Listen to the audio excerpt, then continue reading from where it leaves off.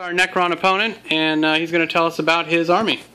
Alright, so we got it's the tan shard right here. 200 points. It has pirate shards and one other one that I don't remember. Then we have two Annihilation barges. We have the Tesla on top and Gauss on the bottom.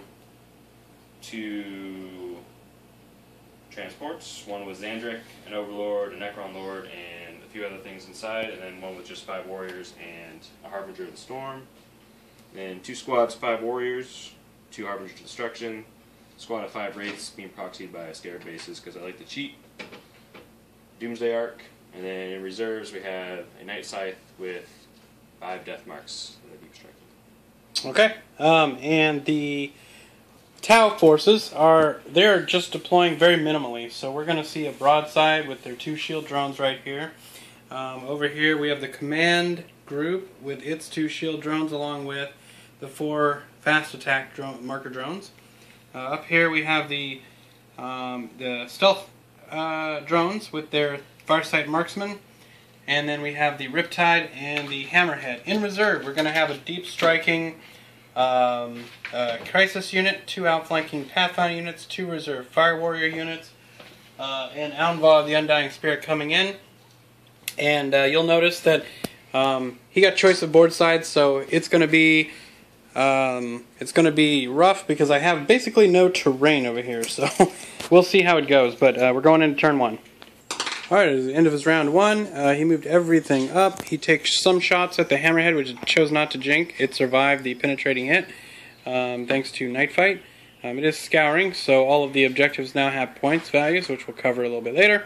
But for now, you can see that these guys all moved up, took shots, and behind them are what are supposed to be wraiths. They look like scares, but they're wraiths. They moved up as well, and that's pretty much it. Nothing really fancy going on. This guy moved over as well. My bottom of 1. Alright, so all the shooting went into this, basically. We hit it with 8 marker lights, shot it with the Hammerhead, which did a glance, and the Riptide and the Broadside. So at the end of the round, all we really managed there was to annoy him, and it is the top of 2. Alright, so these guys deep struck in, and the Riptide attacked them with his early warning override, but was not able to kill them, and plus one of them got up even after I blasted them, so they got pretty lucky. I wounded all of them, but because of the cover slightly from that unit there, they got cover saves. And then these guys shot up 2 of the drones on my broadside over here. So he's now, I'm going to take a morale test and see what happens. 7, so he's solid. And then the wraiths over there ran up while these guys snapshotted into the stealth drones, and that's pretty much the turn. The guy back there took a big swipe at my Hammerhead once again, chose not to jink again, was rewarded for it, and so there you go. Bottom of 2. Okay, the Fortune Gods, not with me. This broadside shot, hit, didn't kill it, then tried to charge it, rolled double 1s, which is, ironically, what that guy rolled also, only he made his charge on double 1s. Nonetheless, we did make it into combat with those guys. They are now not shooting us with that rapid-fire silliness, and they are going to stick around. Well, you don't have to fight in their assault phase. Meanwhile, the command suit joined Aunva, who came onto the board. He's sitting on this objective, which is worth 4 points, I believe. Over there, the Hammerhead moved up and fired, but did not manage to get the rear arc of that vehicle penetrated, which was unfortunate. So we're not getting a lot of production out of that guy yet. But our reserves came in here. So there's a Pathfinder unit now. They shot those guys up pretty good. The cover barely saved him. 1 guy survived, and he managed to allow them to resurrect. So we got 3 guys standing there. They made their morale checks, and I think that's pretty much it. So no first blood yet. No, and and no first blood. So we're going to the top of 3 and no first blood. All right. Well, predictably, the 2 Annihilation barges took out their wrath on my commander here. Took out his 2 shield drones. Also took a wound. The Paradox did help just slightly. Saved me from killing my commander off. Over here, it arced. The blasts arced and killed one of his own guys. The Riptide killed another, but it wasn't enough to drive him out. of that combat. Meanwhile, this lone drone and those were facing the onslaught of these, what are wraiths, recall, even though they look like little bases, but they're actually supposed to be wraiths, and they just killed all of my sniper drones. Over in this corner, we have the Hammerhead, who has finally decided to jink, and it survived a pretty big hail of fire, including his haywire blasters, which are nasty. So you don't want to not jink against that. It's like 4 shots a pop. Swinging to the other side of the board, we have the Sutan, which came over here and power sharded my Pathfinders. The Pathfinders also, of course, got rapid fired and blasted by that big boy. So overall, they took it in the face, but I mean, they did pretty good. They've got 5 guys left out of that unit, so I mean, you couldn't have asked for anything better. Thanks to the shield drones really paid dividends. So at the end of the game, here's kind of what we're looking at as the board progresses.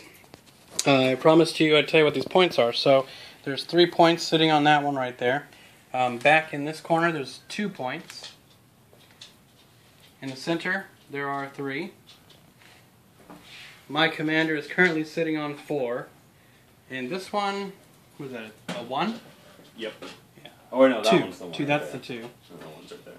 And then here, right behind these annihilation barges, is the 1. So that's where we're at. So we won't bother counting the score yet, but that's just so you know where they are. Okay, well, some Fire Warriors started to show up for the battle, and Anva said, hey, I'm going to get into that devilfish and hide. Meanwhile, they fired over here and caused a whopping 3 wounds.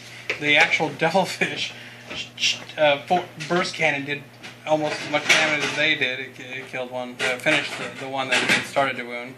And then over here, we're about to do this combat, but right here, another epic fail for the broadside. He's going to charge here pretty soon.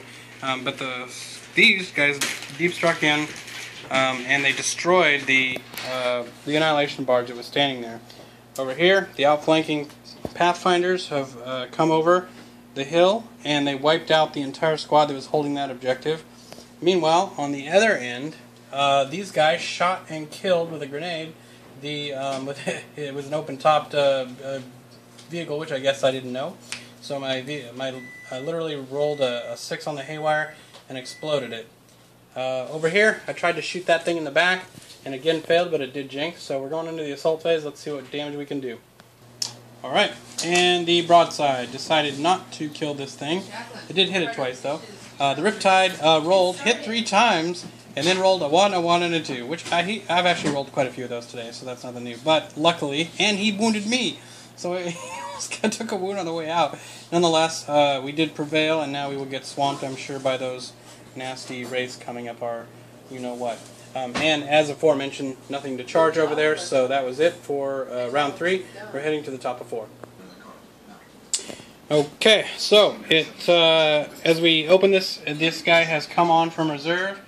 He backed up slightly, but was still in range to hit them with Pyro Shards, which they duly did. We're down to 2 Pathfinders over there. Their morale did hold. Meanwhile, backing away, we have the vehicle that disgorged all of its warriors, along with 2 guys with the haywire blast grenades.